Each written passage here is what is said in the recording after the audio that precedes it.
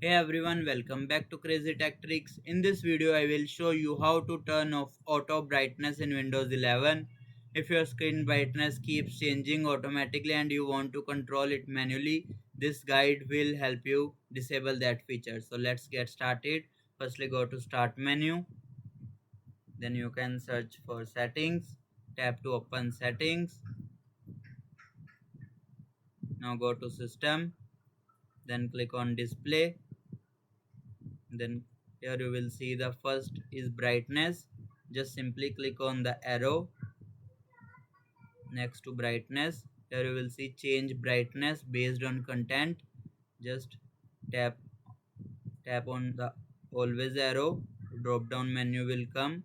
Simply click on off. After turning this off, window will stop adjusting your screen brightness based on the surrounding light, and that's it.